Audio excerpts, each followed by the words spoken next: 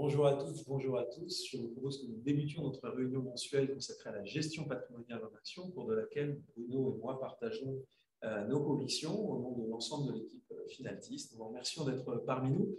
Le format et l'horaire aujourd'hui sont un peu particuliers puisque nous avons souhaité, à la demande de certains d'entre vous, à la suggestion de certains d'entre vous, pratiquer un horaire plus matinal et réduire le format, le condenser, non pas pour qu'il soit moins riche, mais pour qu'il soit plus dense. Donc, on va essayer en 30 minutes aujourd'hui de véhiculer nos principales convictions, celles que l'équipe s'est forgée et va mettre en œuvre, a mis en œuvre bien sûr, et va mettre en œuvre au cours des semaines prochaines dans nos fonds de gestion patrimoniale en action. Donc, commençons tout de suite cette réunion après cet avertissement réglementaire. Les performances sur le mois de novembre, sachant que les photos dont on parle sur novembre, on va le voir, sont assez différentes en intégrant les premiers jours de décembre. Elles se sont en l'occurrence améliorées. Le mois de novembre est un mois difficile de manière générale sur les marchés actions, particulièrement en Europe où l'Eurostoxx 50 a perdu 4,3% sur le mois de novembre, alors que le SP500 perdait 0,7% et que le Nasdaq était, lui, en hausse sur cette période. Finaltis Titan, sur le mois de novembre, a perdu 1,4% et Digital Leader 2,2% spécifiquement. Si on prend la photo plus récemment, et qu'en l'occurrence on arrête les performances au 6 décembre dernier, eh bien la performance s'est significativement redressée, puisque Finaltis Titan a gagné plus que ce qu'il avait abandonné au cours du mois de novembre, affichant plus 2,1% depuis le mois de décembre et une performance depuis le début de l'année qui atteint 13,4% en hausse. Finaltis Digital Leader étant, lui, à plus 21,5% depuis le début de l'année. Si on compare les performances de notre gestion, et particulièrement celles de notre fonds cœur de portefeuille, qui est le fonds flexible Finaltis Titan, qui s'inscrit dans une catégorie qui, chez Cantalis, est nommée Allocation flexible monde, une catégorie qui est très fournie, puisqu'il y a 1262 fonds qui rapportaient dans cette catégorie arrêtée au 5 décembre dernier. C'est 38 fonds quand même de moins que lors de notre dernière réunion mensuelle. Et bien la surperformance de Finaltis Titan par rapport à la catégorie en 2021 s'établit à plus 4, presque 4,7% de plus que la catégorie qui elle-même déjà flirte avec les 10%. Et si on regarde sur une perspective bien plus longue, en annualisé, le fonds Finaltis Titan surperforme de plus de 2,5% annualisé sa catégorie Cantalis. Alors, afin de pouvoir condenser notre propos, on a fait un choix assez drastique, c'est de vous résumer très brièvement une des clés sur lesquelles on veut revenir en termes de macroéconomie et de transposer dans des vidéos spécifiques qu'on postera sur notre site et sur notre chaîne YouTube, ainsi que sur notre fil LinkedIn, auquel je vous invite, si vous n'êtes pas déjà, à vous inscrire. Eh bien, nous enverrons des vidéos plus courtes thématiques sur des sujets qui nous tiennent à cœur, notamment des sujets géopolitiques au cours des semaines qui viennent. Voilà. Donc, la macroéconomie, le point central sur lequel on voulait faire un focus, Bruno, c'est l'inflation une nouvelle fois, voilà. Et l'information du mois qui est l'audition au Sénat de Jérôme Powell. Donc après des mois de tentatives désespérées pour nous convaincre que l'inflation serait temporaire, Jérôme Powell s'est rendu à l'évidence et lors d'une audition au Sénat très solennelle, il a dit que probablement le mot temporaire n'était pas le mieux adapté à ce qu'on vivait aujourd'hui. Donc, le pompier pyromane qui finalement baisse le masque, ça nous arrange bien. Donc, bon, on ironise un peu sur les banquiers centraux, c'est de bonne guerre, mais on n'aimerait pas être à sa place. Hein. Le travail est très, très difficile. Hein. Le déficit aux États-Unis est absolument catastrophique. Donc Biden lui demande 1 trilliard à peu près tous les trimestres et il faut bien livrer l'argent. Donc, c'est très, très compliqué. Bon, ce qu'on apprécie moins dans la communication des banques centrales, c'est qu'on s'adresse à nous comme à des enfants de 12 ans. Donc là, il nous parle comme à des adultes et il ne met plus sur le dos du Covid toute la hausse. Le Covid avait bon dos. Hein. Je vous rappelle qu'il a à son actif le doublement du bilan de la Fed. Donc, on sait bien que l'inflation, ce n'est pas juste les problèmes sur les chaînes d'approvisionnement liés à la pandémie. Il y a eu une réaction assez épidermique, notamment sur l'or, à la reconduction de Powell pour un nouveau mandat. Donc ça, c'était courant novembre. Bon, Biden n'avait pas grand intérêt, pour être franc, à nommer Laird Brainard. Là, si ça se passe mal avec Powell, il pourra dire que c'était l'homme de Trump. Si ça se passe bien, il pourra dire qu'il a bien fait de le renouveler dans ses fonctions. En tout état de cause, pour quelqu'un qui a doublé le bilan de la Fed, se dire qu'il va être restrictif dans son approche monétaire, ça nous semble un peu presque comique. En fait, bon, Laird Brainard était encore plus monétariste, encore plus accommodante, encore plus colombe que Jérôme Powell. Il n'en reste pas moins qu'elle devient quand même numéro 2 de la Fed. Elle était un peu plus dure sur le contrôle des banques notamment. Voilà, mais on s'étonne d'avoir eu cette réaction assez épidermique sur l'or, alors qu'a priori, Powell va continuer à nous livrer beaucoup d'inflation. Alors l'or, c'est un comportement, l'once d'or, la valorisation de l'once d'or a un comportement assez atypique, on va dire, puisque historiquement, sur longue durée, ce que certains appellent la relique barbare, l'or, c'est quand même un protecteur d'inflation, c'est la valeur de stockage ultime. Et même un investisseur aussi averti que les gens de Berkshire Hathaway, donc de Warren Buffett, qui détestait l'or, a fini par acheter de l'or. En l'occurrence, il a acheté des milliards en effet. On retrouve d'ailleurs dans les bilans de Berkshire Hathaway. Donc l'or, effectivement, s'apprécie en principe dans son rôle de protection de valeur quand le bilan de la Banque centrale, notamment des banques centrales au sens large, et notamment celle de la Fed, se gonfle. C'était vrai jusqu'à il y a quelques années. Et puis, si on fait abstraction de cette période un peu de dos de baleine qu'on a connue, où le bilan de la Fed s'est étendu, s'est stabilisé, puis elle a commencé à se recontracter très, très, très brièvement. Cette contraction a permis alors de reconverger. Eh bien, on a une déconnexion très brutale sur ce schéma, on la voit, elle est énorme, entre le prix de l'once d'or et l'explosion littérale, Bruno vient de le dire, Jérôme Powell, présidence de la Fed, c'est un doublement de son bilan. Et l'once d'or, elle, n'a pas monté, puisque depuis son point le plus haut, qui était le 6 août 2020, un peu plus de $2000, il a plutôt rebaissé autour de $1800, un peu de ça, un peu au-dessus. Voilà. Donc il y a une anomalie de notre point de vue, puisque cette création monétaire n'est pas reflétée par la valorisation de l'once d'or. Dans ce monde inflationniste, ce transparent, vous le connaissez, on le remet pratiquement mois après mois, maintenant depuis 6 mois. On insiste beaucoup dans ce monde inflationniste. C'est important de détenir des titres de propriété plutôt que des titres de dette. Nous sommes chez Finaltis des investisseurs en actions. On n'achète pas n'importe quelle action, on achète des titres de propriété de grande qualité, des titres premium. Et on le sait tous, quand on pense à des titres de propriété tels que l'immobilier, c'est l'emplacement qui compte, la qualité de l'emplacement. Eh bien, si on translate cette réflexion au monde des actions, c'est la qualité du bilan de l'entreprise qu'on achète, c'est la qualité de son business model, de sa croissance, de sa récurrence et de sa capacité dans un monde inflationniste à translater l'inflation que cette entreprise va connaître sur ses coûts à ses produits, donc à son chiffre d'affaires. Et ces entreprises qui sont capables, en tant que titre de propriété d'action, de translater ces caractéristiques inflationnistes à leurs produits dans le cadre d'un bilan solide, eh bien, nous, on les appelle les titans. Ou alors, on les appelle les leaders digitaux qui sont en passe et qui ont vocation à terme de devenir des titans.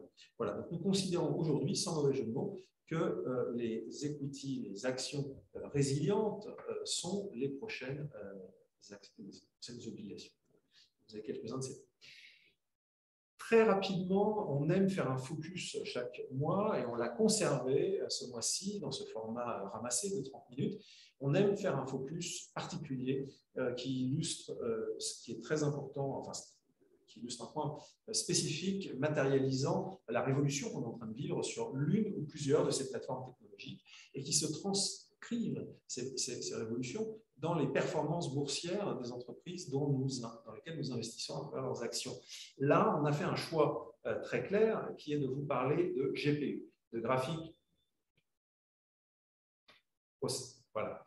de Graphic Processing Unit. Donc, en fait, pourquoi est-ce que les GPU sont devenus aussi incontournables? Il y a un nom qui vient immédiatement à l'esprit quand on parle de GPU. Ce n'est pas le seul, mais c'est un nom emblématique. Et boursièrement, il a fait parler de lui de façon très impressionnante ces dernières semaines. C'était un titan dont on a raconté l'histoire l'été dernier. On était absolument convaincus chez Finatis que NVIDIA était une valeur non seulement porteuse d'avenir, que l'histoire d'NVIDIA était remarquable, que quand il y a 25 ans, un immigrant taïwanais prend la nationalité américaine, où il a fait ses études, nous ne le rappellerons jamais assez, une des grandes forces des États-Unis, c'est sa capacité à drainer des intelligences et des cerveaux du monde entier, pouvoir d'attraction que d'autres pays n'ont pas ou n'ont plus totalement. Non pas la Chine, non plus totalement, malheureusement, à ce jour la France, mais c'est un autre sujet. Donc quand Yen Sung-Wang fonde NVIDIA, il n'a probablement pas en tête ce qui va s'écrire au cours des 2 décennies suivantes et ce qui accélère aujourd'hui. Aujourd'hui, un GPU, c'est incontournable.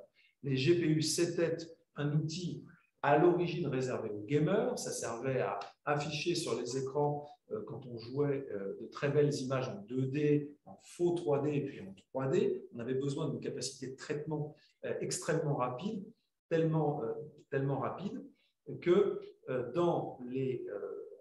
passer, tellement rapide que, en fait, quand un CPU doit... quand un CPU... Non, on va trop vite, on est trop rapide. Notre GPU s'est emballé. Donc, en l'occurrence, un CPU dans un ordinateur classique, tel qu'on le connaît, c'est-à-dire une puce, telle qu'elle a été créée par Intel et qu'elles sont aujourd'hui fabriquées soit par Intel, soit par AMD, soit par d'autres fabricants, eh bien, à quoi ça sert, ce qui est aujourd'hui un CPU, c'est-à-dire le cerveau central d'un ordinateur? Ça sert à exécuter des programmes informatiques, ça sert à échanger les données entre les différents morceaux qui constituent la machine, et ça sert à exécuter plein de tâches en fait différentes. Donc, ce qu'on a en flexibilité, on le perd en rapidité. On a coutume de parler en termes de cœur. Alors, plus on a de cœur, plus on va pouvoir paralyser des tâches. Aujourd'hui, on est sur un CPU, donc le cœur des machines, sur 16 cœurs, 16 corps, en fait. Ce qui permet une parallélisation d'un certain niveau. Et encore, ce sont celles qui ont le plus de cœurs. C'est AMD qui produit les 16 cœurs. Mais en l'occurrence, cette polyvalence, on la paye en termes de capacité de parallélisation. Et c'est là que le GPU arrive. Le GPU arrive, lui, en faisant quoi? Il a, bien qu'en termes d'image, une capacité à traiter 480 cœurs en même temps. On voit tout de suite, d'un côté 16 cœurs, de l'autre côté 480, on voit tout de suite à quoi ça sert, c'est-à-dire qu'en termes de parallélisation, on va beaucoup plus vite. Franchement, on est beaucoup moins flexible. La comparaison entre les deux, si on était dans le monde de tous les jours, c'est un CPU, c'est une voiture, vous pouvez l'utiliser pour faire n'importe quoi, en ville, à la campagne, et si vous avez des roues motrices, vous pouvez aller dans la boue et dans les champs. Tout cela est très sympathique, mais à l'inverse, un GPU, c'est une Formule 1. Si vous voulez faire une course, mieux vaut avoir une Formule 1, mais vous n'allez pas sur la route avec une Formule 1. Donc, la Formule 1 de l'informatique, dans un monde où on a besoin de calculer de multiples choses de façon très répétitive, mais à très grande vitesse, c'est absolument essentiel. Et c'est essentiel dans de nombreuses applications. On en a mentionné quelques-unes. Je vais insister particulièrement sur 2 d'entre elles. L'intelligence artificielle, qui gagne petit à petit et qui est en train de transformer le monde et qui nécessite un très grand nombre d'apprentissage, d'itération, afin que l'apprentissage profond puisse conduire à un signal bâti sur cette intelligence. Et une deuxième application, le métaverse, dont la société Meta, vous connaissez tous sous le nom de Facebook, nous a annoncé qu'il était l'avenir de l'Internet. On va nous permettre de poursuivre, nous dit-on, notre expérience dans le monde réel, dans le monde virtuel, qui va devenir en 3D. Donc, on n'ira plus sur Internet, on sera dans Internet. Et ça veut dire quoi? Ça veut dire que ce monde virtuel, ce monde en 3D qu'on va créer, eh bien, les processeurs graphiques vont en être les moteurs. Et c'est d'ailleurs la raison pour laquelle NVIDIA, le mois dernier, a autant gagné en bourse. En un mois, on a gagné 250 milliards de capitalisation boursière sur le titre NVIDIA, notamment sur l'annonce de Facebook, en fait, puisque bien entendu, la plupart des investisseurs, dont nous, pensons que le métaverse, c'est une extraordinaire bonne opportunité pour NVIDIA et pour sa croissance. Aujourd'hui, NVIDIA, c'est la 7e principale capitalisation boursière au monde. Donc, c'est vous dire à quel point le marché prend conscience du caractère central de cette technologie et de la vitesse de calcul qu'elle permet. Alors, ici, une petite vidéo que vous pouvez retrouver sur YouTube, sur le site de NVIDIA. Toutes ces images sont fausses. Ce n'est pas la réalité. C'est ce que permet, en fait, de faire, entre autres, bien sûr, une puce graphique telle que celle que produit NVIDIA. Donc là, on a un sentiment de réalité qui est absolument confondant et on est entièrement dans un univers virtuel. Maintenant, passons à nos fonds et à ce que nous avons fait en gestion à proprement parler. Donc, Finatis Titan, notre fonds d'allocation flexible, on n'est pas obligé à tout moment d'être investi à 100% et on ne se prive pas en fonction des opportunités qu'on trouve et de la valorisation des titres relativement à leur histoire, relativement à leur pairs, relativement à eux-mêmes. Eh bien, on ne se prive pas d'être très actif dans Finatis Titan. On l'a été au cours du mois de novembre. Bruno, qu'est-ce qu'on a fait dans Titan en novembre? Alors, on a continué à baisser gentiment l'exposition du fonds. L'exposition a baissé naturellement. Vous voyez, c'est la courbe orange. Alors, elle est basse. Ça veut dire que la valorisation des options était à un plus haut d'1 an sur le fonds à la fin du novembre. Ça nous a bien aidé puisqu'il y a eu une séance, vous en rappelez sans doute, un vendredi noir, à peu près il y a une dizaine de jours, et dans des marchés qui étaient en baisse forte, 5% sur certains indices, le Titan a monté. Le week-end, ça s'est beaucoup détendu sur les sujets sanitaires. Les esprits se sont un peu apaisés et donc le lundi on était en hausse et donc on a rendu une partie de cet argent, mais il va de soi et ça personne ne pouvait le prévoir que si le stress avait continué à aller croissant avec un fonds qui montait dans un marché qui baissait vendredi, vous imaginez que si la baisse avait continué lundi, ça aurait été très spectaculaire. Donc voilà un peu à quoi servent les crash puts qui sont sur le fond. Ils ne servent à rien si le marché baisse de 1 ou 2% par mois pendant 10 ou 15 mois. Là, c'est la qualité intrinsèque des valeurs qu'il y a dans le portefeuille qui servira. En revanche, s'il y a un accident de marché, il y en a eu dans le passé, malheureusement il y en aura encore. Là, à part les crash puts, il n'y a pas grand-chose qui peut aider un fonds d'investissement. Alors, les contributions entre nos deux comités, c'est Apple qui a fait une très très belle performance. Le titre est à un plus haut ever, on en reparlera. Donc Pfizer, ça ne vous étonnera pas. Kering, Schneider et Compass. Donc, on est vraiment des ingrats chez Finatis parce que la manière qu'on a de remercier toutes ces belles sociétés qui nous ont fait de la performance, c'est de les vendre ou en tout cas de les couper partiellement. Donc, on ne va pas vendre Apple, on ne va pas vendre Pfizer et on ne va pas vendre Kering, mais on en a coupé un bon bout et en revanche, on a vendu totalement Schneider et Compass. Donc, on n'est pas du tout fâché avec la stratégie de ces sociétés-là. En revanche, on pensait qu'en valo, c'était un peu moins attractif. PayPal a eu un mois difficile. Ils sont en train de défaire leur accord historique avec eBay suite à une annonce qui semblait un peu curieuse de rachat de Pinterest. Donc voilà, news flow est difficile.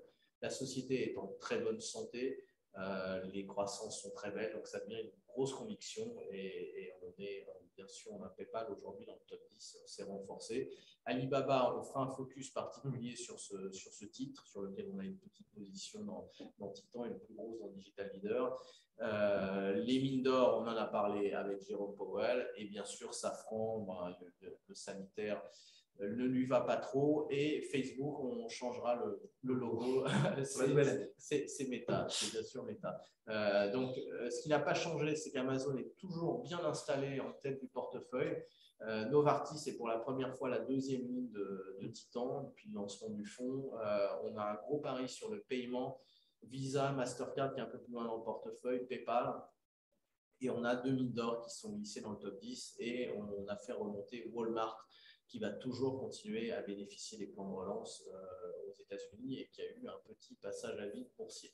Donc un fonds très axé digital et santé, mais qui doit être capable de performer même quand le digital et la santé vont très mal, puisque finalement ces deux secteurs, c'est que 30% de notre allocation action.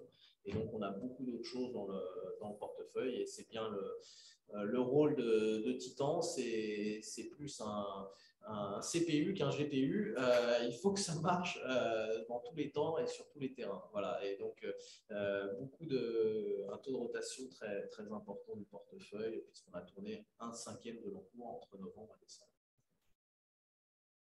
Alors, on ne va pas détailler tous les trades. Là, on a parlé de quelques, on en a déjà évoqué quelques-uns.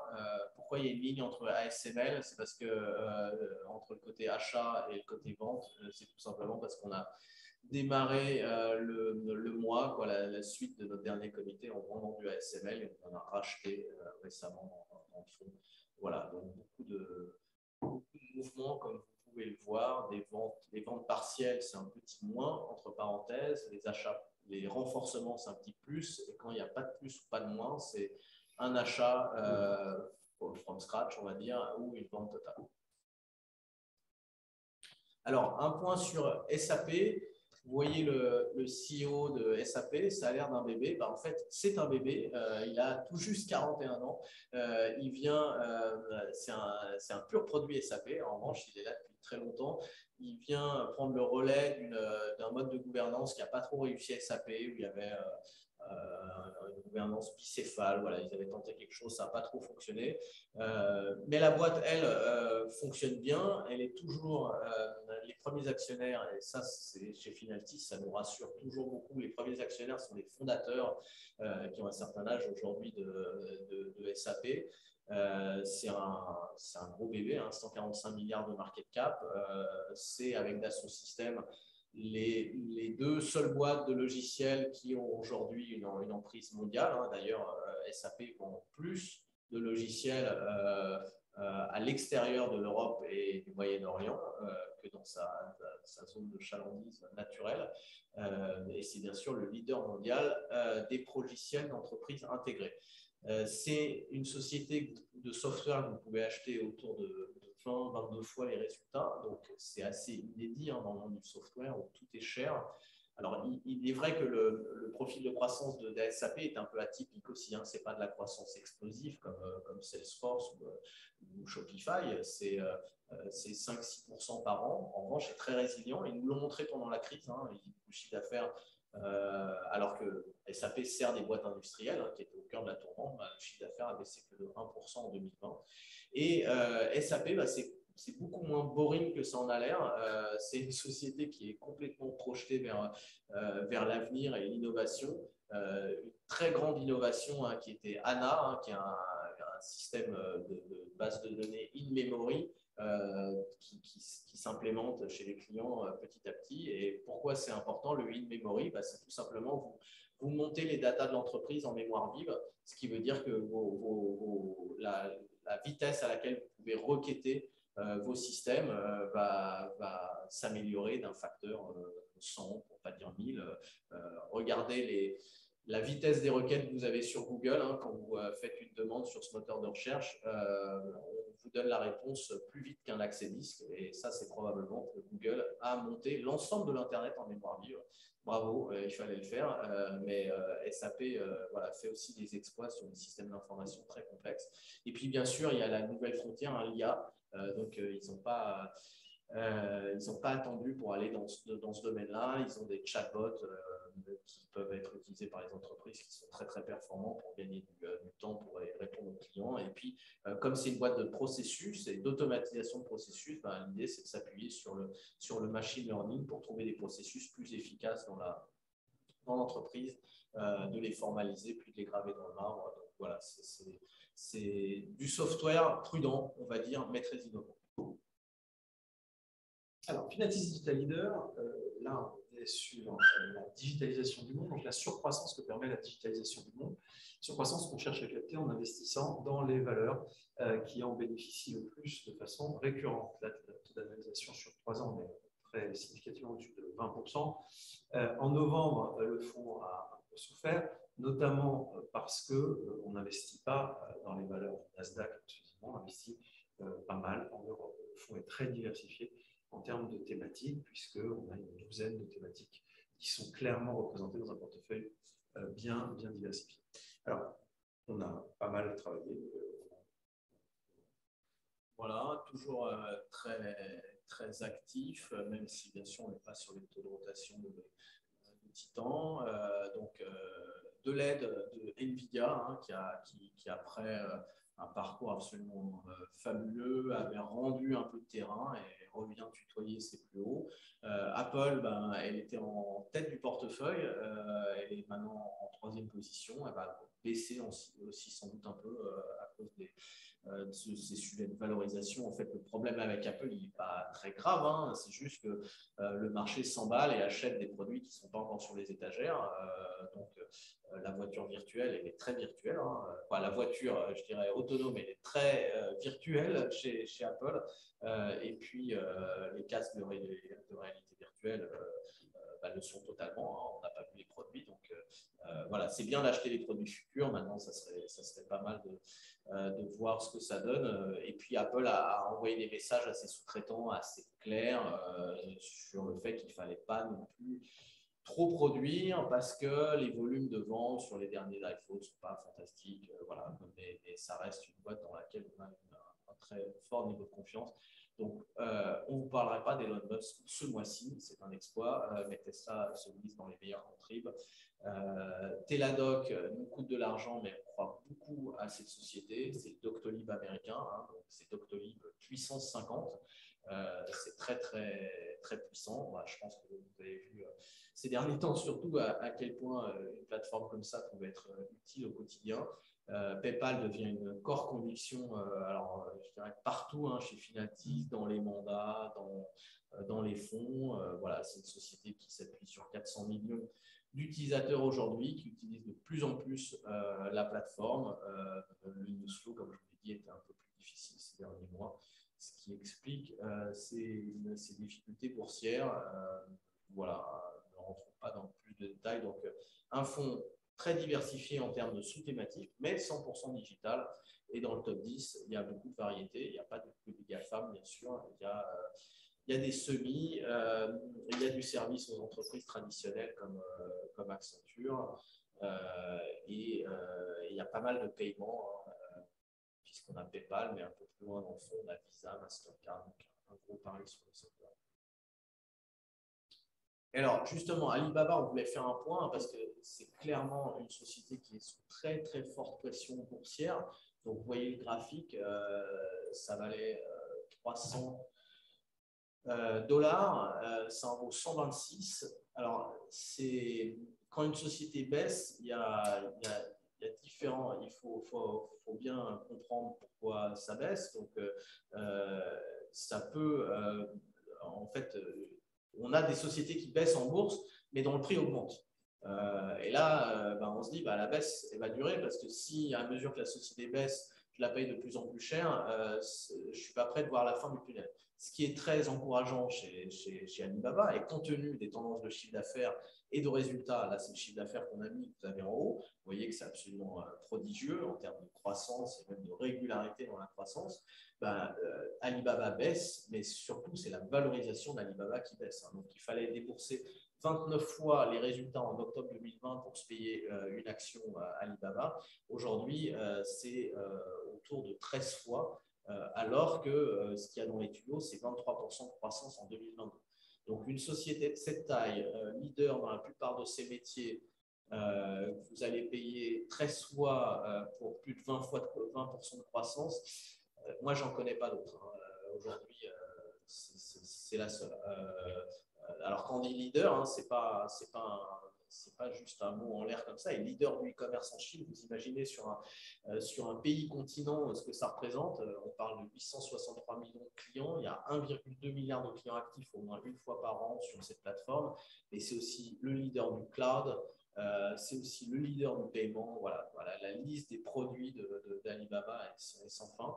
Alors, pourquoi en fait les investisseurs n'accordent plus qu'une valo misérable à Alibaba? Là, il faut voir du côté du Parti communiste, hein, et du cher Xi, qui, après avoir fait sécher Jack Ma 3 mois dans une cave, a demandé 12 milliards pour les œuvres chinoises. Et puis pioché directement dans le compte de résultats d'Alibaba. Ils se sont pris aussi une grosse amende antitrust. L'IPO d'un groupe devait être la plus grosse IPO de tous les temps, hein, donc ça aurait fait une remontée de valeur dans Alibaba absolument prodigieuse. Tout était prêt, le syndicat a été constitué, etc. L'IPO devait se faire à Hong Kong et ça a été annulé 10 jours avant. Donc voilà, la vraie question sur ce type, c'est pas est-ce que les performances opérationnelles sont bonnes, elles sont excellentes à notre avis. C'est quand le Parti communiste chinois laissera tranquille Alibaba. Voilà. Et ça, c'est un peu compliqué de répondre. En tout cas, on pense qu'en termes de valorisation, on n'est pas loin d'être sur l'os sur ces niveaux-là. Bien, très très rapidement, donc un petit troisième dont on parle pour la première fois en termes de rapport de gestion. Ce mois-ci, on en avait parlé le mois dernier puisqu'on avait annoncé la reprise de la gestion de ce fonds. Il s'agit d'un compartiment de Mexica luxembourgeoise dont nous assumons la gestion depuis le 8 novembre dernier. Donc, la gestion est en cours de reprise et le portefeuille à l'heure actuelle, on le verra, est repris à 87%. Je vais aller très vite. Que cherchons-nous à faire en investissant dans les minéraux-ifères? Deux choses. D'abord, on investit dans des entreprises. On cherche à acheter, comme toujours chez Pilatis, de bonnes entreprises qui gagnent de l'argent, qui sont bien gérées, qui n'ont pas un guéri excessif dans leur bilan. C'est ça que nous cherchons à faire prioritairement dans un cadre qui est une activité particulière, c'est des minières aurifères. De diversification, les autres métaux précieux, les minières aurifères. Donc, il va avoir un degré de relation, pas une corrélation absolue, mais un degré de relation avec ce que nous pensons avoir devant nous, c'est-à-dire une appréciation de l'once d'or. Donc, dans ce fonds, de bonnes entreprises qui vont bénéficier de la hausse de l'or et qui vont nous le traduire aussi à travers du rendement. On cherche avant tout à limiter les risques spécifiques. Pourquoi?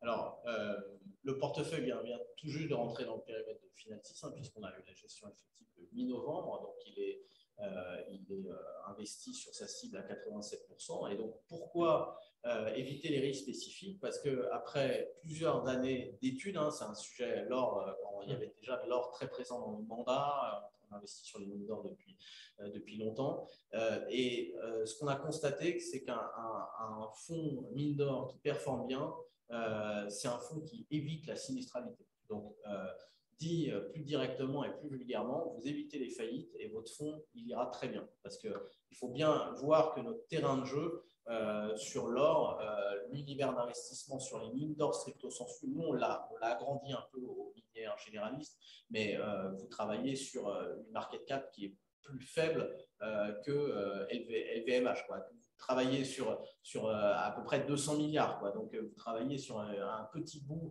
de méta ou la market cap de LVMH. Donc, c'est un petit champ sur lequel, bien sûr, il y a des petites entreprises. Et ces petites entreprises, parfois, compte tenu de la volatilité du business, la difficulté, les mines d'or, les courbes en J, beaucoup d'investissements pour une mine d'or qui finalement ne donnera rien. Donc, nous, notre obsession, c'est de jamais nous trouver sur une mine d'or qui va faire faillite ou qui va être acheté à vil prix par un de ses concurrents.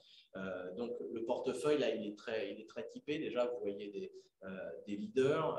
Alors, Barrick Gold n'est pas là hein, pour des raisons ESG, je tiens à le signaler. Je pense qu'on est peut-être le seul fonds ou un des très rares fonds à avoir le courage de ne pas mettre la deuxième ou première market cap, ça dépend des moments de l'or, pour des raisons extra-financières, exclues par le Norges Fund. Et nous, on a adopté la politique d'exclusion du fonds souverain norvégien, on en reparlera. On a aussi Rio Tinto. Alors ça, c'est assez particulier. C'est un gros acteur de l'or, mais l'or est marginal dans le business de Rio Tinto. Le choix qu'on a fait, c'est que c'est une sorte de trade-off en bon français. Oui, on n'a pas un acteur pur, mais on a un acteur avec une assise financière remarquable, un bilan remarquable, une visibilité remarquable et qui produit quand même 300 000 onces d'or par an, ce qui est pas ridicule, hein, c'est à peu près un dixième de ce que fait une montre. Voilà, donc Rio Tinto, là aussi, je pense qu'on est, à ma connaissance, le seul fonds or à donner une place aussi importante à une minière généraliste. Voilà, donc un fonds très typé. On ne vous parlera pas d'histoire d'entreprise, on ne vous mettra pas des photos de CEO. Donc, c'est complètement une autre approche. C'est une approche fondamentale qui vise, au travers d'un scoring très complet, très détaillé, dont on pourra vous parler à l'occasion. N'hésitez pas à nous appeler si vous voulez plus de détails, qui permet d'éviter justement les sociétés qui nous semblent les plus fragiles. Alors, on en parlera plus avant l'année prochaine, puisque cette réunion a vocation, c'est normal, en décembre, à clore le cycle de l'année 2021. Les fêtes se profilent, les marchés continuent, on est évidemment vigilant, on sera toujours sur le pont pour continuer à faire bouger les portefeuilles si nous pensons qu'il y a des choses à faire, des opportunités à saisir, des dangers dont il faut se prémunir. On est là pendant les fêtes, ça ne nous empêche pas d'en profiter. On est sur les Champs-Élysées, donc on voit les illuminations en permanence. N'hésitez pas à venir les admirer avec nous si vous le souhaitez, ou à partager des agapes, puisque c'est la saison s'y prête. Il nous reste à vous souhaiter, Bruno et moi, au nom de l'équipe Finaltis, d'excellentes fêtes et à vous dire à l'année prochaine. Merci. Merci.